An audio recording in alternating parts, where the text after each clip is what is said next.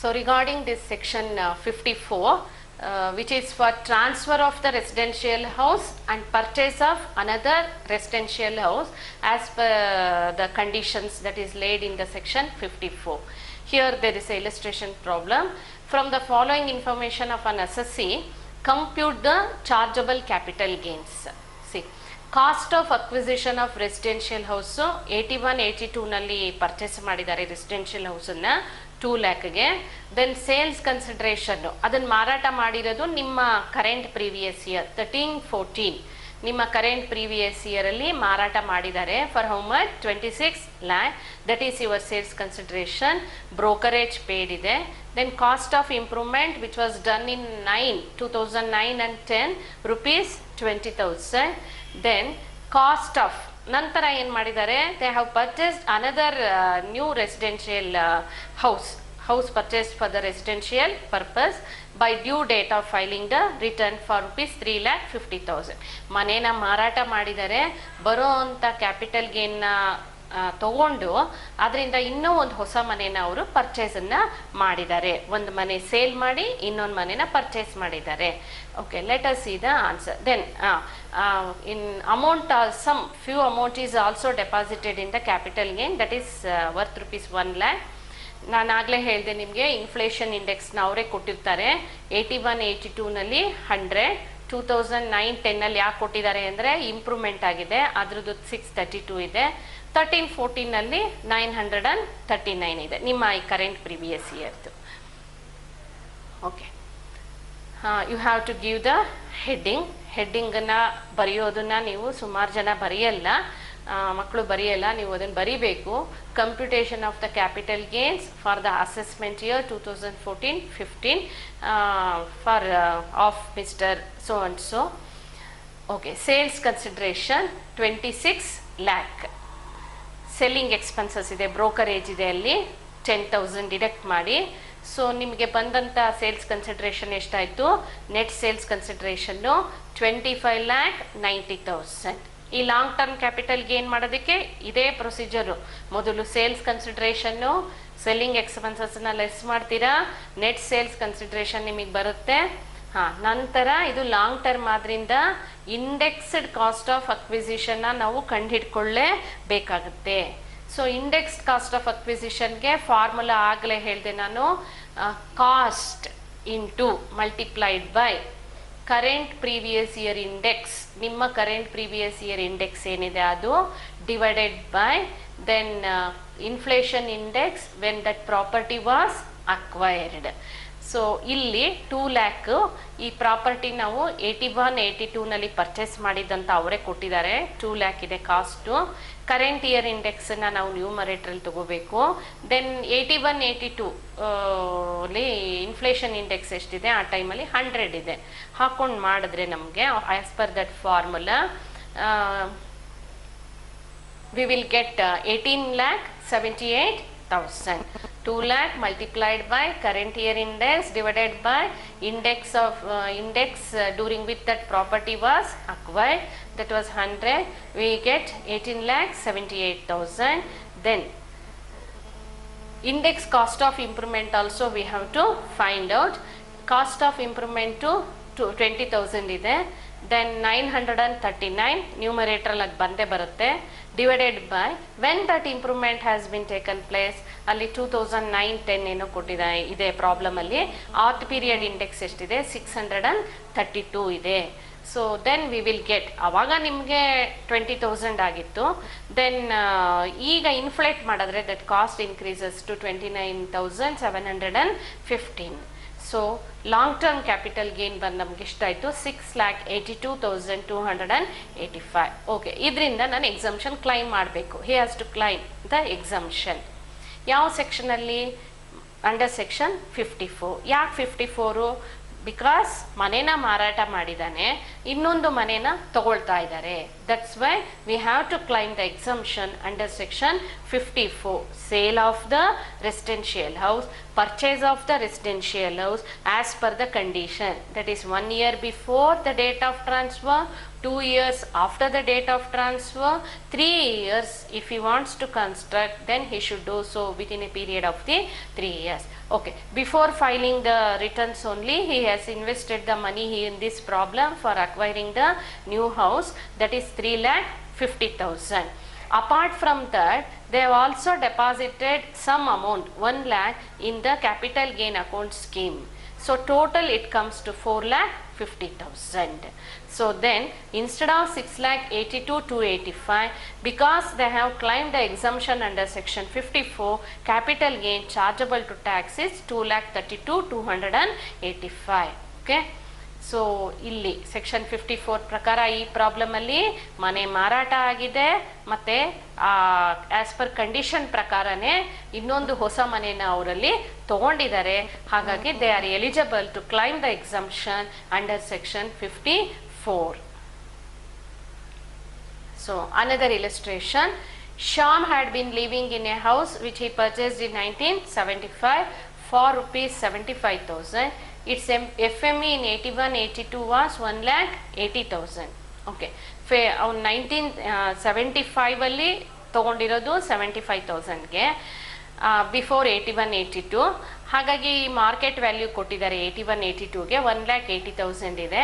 So ಹಾಗಾಗಿ ನಾವಿಲ್ಲಿ problem ಮಾಡಬೇಕಾದ್ರೆ we have to consider either 75,000 or 1,80,000 whichever is higher. Next problem ಅಲ್ಲಿ ಸೊಲ್ಯೂಷನ್ಗೆ ಬಂದಾಗ ಹೇಳ್ತೀನಿ. ಮತ್ತೆ the house was acquired by the government acquire ಮಾಡ್ಕೊಂಡಿದ್ದಾರೆ. This is also regarded as a transfer, compulsory acquisition by the government, that is also come under the meaning of the transfer. So they have paid the compensation 22 lakh and he a compensation adnella itkondu ಏನು ಮಾಡ್ತಾರೆ, he purchased a residential house in February 2013 at rupees 5,40,000. The additional compensation of 70,000 was given to him in March 2015. ಅಂದ್ರೆ ನಿಮ್ಮ ಈ assessment year ಆದ್ಮೇಲೆ ಕೊಡುವಂಥದ್ದು ಇರಲಿ. If he sells the new residential house in October, ಇನ್ನೊಂದು ಹೇಳ್ತಾರೆ, ಹೊಸ ಮನೆ ತಗೊಂಡಿದ್ದಾನೆ ಮತ್ತೆ ಅದನ್ನ ಮಾರಾಟ ಮಾಡ್ತಾರೆ ಇಲ್ಲಿ.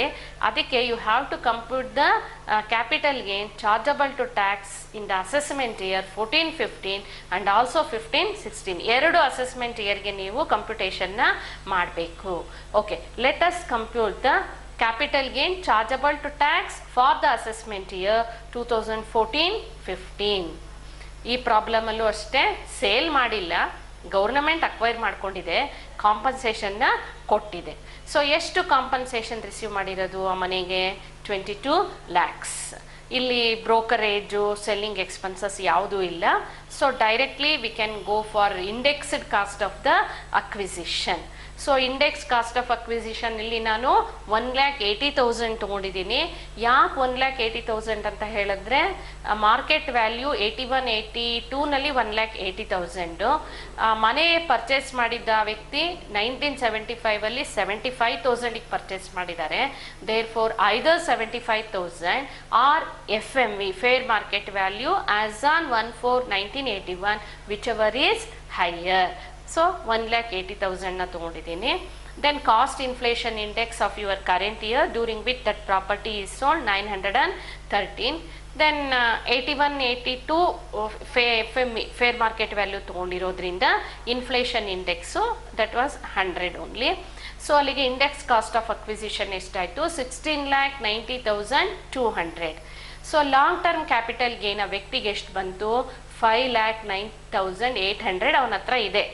ಈಗ ಅದಕ್ಕೆ ಏನು ಮಾಡ್ತಾವ್ರೆ ಅಲ್ಲಿ ಅವನು ಇನ್ನೊಂದು ಹೊಸ ಮನೆನ ಪರ್ಚೇಸ್ ಮಾಡ್ಕೊಂಡ್ಬಿಟ್ಟಿದ್ದಾರೆ. ಅಕ್ವೈರ್ ಮಾಡ್ಕೊಳ್ಳೋಕ್ಕಿಂತ ಮುಂಚೆನೆ ಮನೇನ ಅಲ್ಲಿ ಪರ್ಚೇಸ್ ಮಾಡಿಬಿಟ್ಟಿದ್ದಾರೆ. ಸೊ 1 year ಬಿಫೋರ್ ಮಾಡ್ಕೋಬಹುದು, ತೊಂದರೆ ಇಲ್ಲ. ಟ್ರಾನ್ಸ್ಫರ್ನ ಹಿಂದಿನ 1 ವರ್ಷದೊಳಗಾದ್ರೂ ಕೂಡ ಆಗಿರ್ಬೋದು. ಸೊ 5,40,000ಗೆ ಪರ್ಚೇಸ್ ಮಾಡಿದ್ದಾರೆ. ಆದರೆ ನಮಗೆ ಸಿಕ್ಕಿರೋ ಕ್ಯಾಪಿಟಲ್ ಗೇನ್ ಎಷ್ಟು? 5,09,800. Cost of the new house ಎಷ್ಟು? 5,40,000. ಅಂದರೆ ಕಾಸ್ಟ್ ಆಫ್ ದ ನ್ಯೂ ಹೌಸೇ ಜಾಸ್ತಿ ಇದೆ, ಕ್ಯಾಪಿಟಲ್ ಗೇನ್ ಕಡಿಮೆ ಇದೆ. Okay, either it is a capital gain or the cost of the new house, whichever is less, that amount is exempted. So capital gain chargeable to tax ಏನಾಯ್ತು ಇಲ್ಲಿ ಕಡಿಮೆ ಆಯಿತು. Reason is cost of the new house is more than that of the capital gain. This is for assessment year 14-15. ನಂತರ ಹೇಳ್ತಾರೆ okay ಹೊಸ ಮನೇನ 5,40,000ಗೆ purchase ಮಾಡಿಕೊಂಡು they have claim the full amount as a exemption under section 54 claim ಮಾಡಿದ್ರು, nothing is chargeable to the tax. ನಂತರ ಏನು ಮಾಡ್ತಾರೆ, within a period of 3 years ಆ ಹೊಸ ಮನೇನ ಸೇಲ್ ಮಾಡ್ತಾರೆ. ಓಕೆ, ಎಷ್ಟಕ್ಕೆ ಸೇಲ್ ಮಾಡ್ತಾರೆ? ತಗೊಂಡಿದ್ದು 5,40,000. They have sold that property for 6,60,000 within a period of 3 years. So within a period of 3 years ಆದ್ರಿಂದ ಏನಾಯ್ತದು ಶಾರ್ಟ್ ಟರ್ಮ್ ಕ್ಯಾಪಿಟಲ್ ಗೇನ್ ಆಯ್ತು. ಹೊಸ ಮನೆ ತಗೊಂಡ್ರು, ನಮ್ಮ ಕಂಡೀಷನ್ ಪ್ರಕಾರ ಏನು ಮಾರಾಟ ಮಾಡಬಾರ್ದು, ಬಟ್ ಇಲ್ಲಿ ಮಾರಾಟ ಮಾಡಿದ್ದಾರೆ. So we have to find out the short term capital gain first. Sales consideration 6,60,000 ಇದೆ. Cost of the new house 5,40,000. Okay, then so short term capital gain for the assessment year 15-16 ಎಷ್ಟಾಯಿತು? 1,20,000.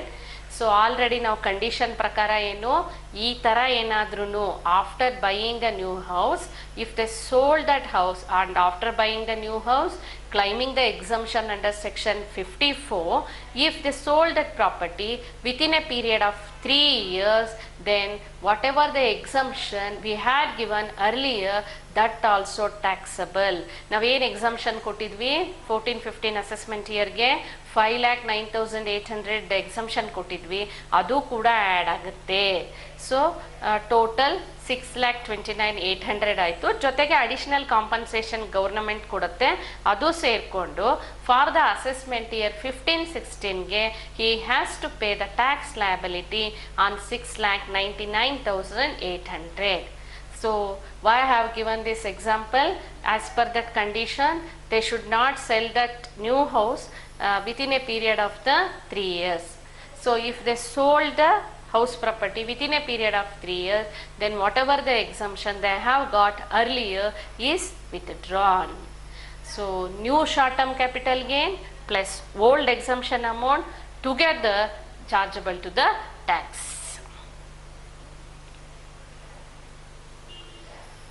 Okay, next. So this is 54B. Capital gains arising from transfer of urban agricultural land, section 54B, not rural.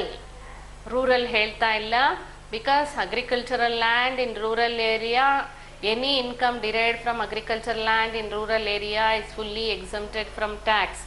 ಇಲ್ಲಿ ಹೇಳ್ತಾ ಇರೋದು urban ಏರಿಯಾದಲ್ಲಿರೋ ಅಂತ agricultural land. Okay, section 54B condition ಇಲ್ಲೇನಿದೆ, such land should be owned by an individual. Okay, ಇಂಡಿವಿಜುವಲ್ಗೆ ಸಂಬಂಧಪಟ್ಟಿದ್ದಾಗಿರಬೇಕು.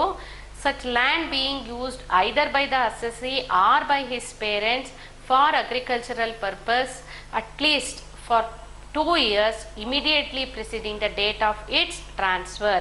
Urban ಏರಿಯಾದಲ್ಲಿರೋ agricultural ಲ್ಯಾಂಡನ್ನು ಆ ವ್ಯಕ್ತಿ ಆಗಲಿ ಅಥವಾ ವ್ಯಕ್ತಿ ಪೇರೆಂಟ್ಸ್ ಆಗಲಿ ಅಟ್ಲೀಸ್ಟ್ ಮಿನಿಮಮ್ 2 ವರ್ಷಗಳ ಕಾಲ before transferring that agricultural land that should be used for the agricultural ಪರ್ಪಸ್ಗೆ ಯೂಸ್ ಆಗ್ತಿರಬೇಕು. ದೆನ್ ಎಕ್ಸಂಪ್ಷನ್ ಕ್ಲೈಮ್ ಮಾಡಬೇಕು ಅಂತ ಹೇಳಿದ್ರೆ, ಸೇಲ್ ಮಾಡಿ ಎಕ್ಸಂಪ್ಷನ್ ಕ್ಲೈಮ್ ಮಾಡಬೇಕು ಅಂತ ಹೇಳಿದ್ರೆ, the assessee has purchased another piece of agriculture land within 2 years from the date of it transfer. So 2 ವರ್ಷದೊಳಗೆ ಇನ್ನೂ ಒಂದು ಅಗ್ರಿಕಲ್ಚರಲ್ ಲ್ಯಾಂಡ್ ನಾವು ಪರ್ಚೇಸನ್ನು ಮಾಡಬೇಕಾಗತ್ತೆ. If you want to claim the exemption under section 54B for transfer of the agricultural land in urban area and to claim the exemption under 54B, then they have to purchase another piece of agricultural land within a period of the 2 years. Okay, 54B. Quantum of exemption again, capital gain ಏನು ಬಂದಿರುತ್ತೆ ಅದು cost of the new agricultural land whichever is less, that amount is exempted. ಇಲ್ಲ ತಕ್ಷಣಕ್ಕೆ purchase ಮಾಡ್ಕೊಳಕ್ಕಾಗಲ್ಲ ಅಂತ ಹೇಳಿದ್ರೆ they have to deposit that amount again in the capital gain account scheme of 1988 before filing the returns. Yes, withdrawal of the exemption, same like 54.